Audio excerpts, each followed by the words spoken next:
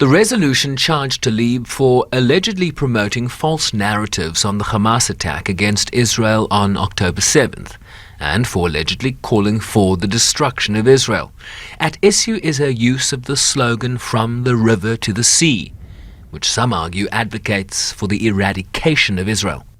Representative Tlaib has levied unbelievable falsehoods about our greatest ally, Israel, and the attack on October 7th.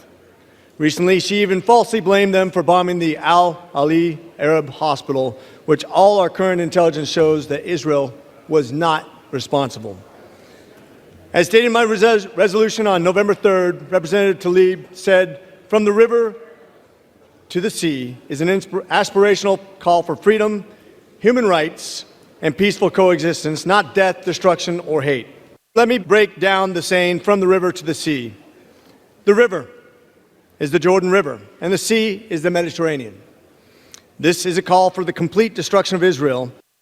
But an emotional Tlaib defended her comments, calling her unique perspective as a Palestinian American much needed in the House.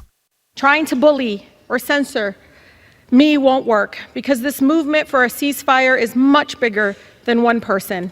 It's growing every single day. There are millions of people across our country who oppose Netanyahu's extremism and are done watching our government support collective punishment and the use of white phosphorus bombs that melt flesh to the bone.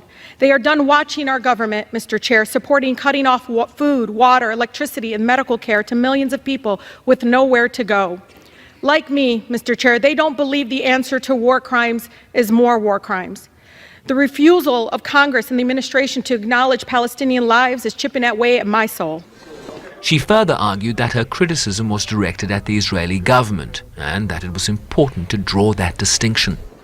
The idea that criticizing the government of Israel is anti-Semitic sets a very dangerous precedent, and it's being used to silence diverse voices speaking up for human rights across our nation.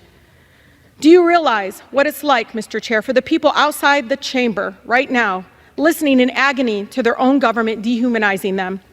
To hear the President of the United States we helped elect dispute death tolls as we see video after video of dead children and parents under rubble. Mr. Chair, do you know what it's like to fear rising hate crimes, to know how Islamophobia and anti-Semitism makes us all less safe, and worry that your own child might suffer the horrors that 6-year-old Wadia did in Illinois? I can't believe I have to say this, but Palestinian people are not disposable. Tlaib has also condemned the Hamas attack on Israeli citizens on several occasions. We are human beings, just like anyone else. My city, my grandmother, like all Palestinians, just wants to live her life with freedom and human dignity we all deserve. Speaking up to save lives, Mr. Chair, no matter faith, no matter ethnicity, should not be controversial in this chamber. The cries of the Palestinian and Israeli children sound no different to me. What I don't understand is why the cries of Palestinians sound different to you all. Censure has no material effect, but is regarded as a formal rebuke of a member by colleagues and one step below expulsion from the House. Tlaib now becomes the second Muslim American woman in Congress to be censured this year for criticism of Israel, after Representative Ilhan Omar of Minnesota was removed from the House Foreign Affairs Committee over comments she made about Israel, for which she later apologized. Shervin Ricepees, SABC News, New York.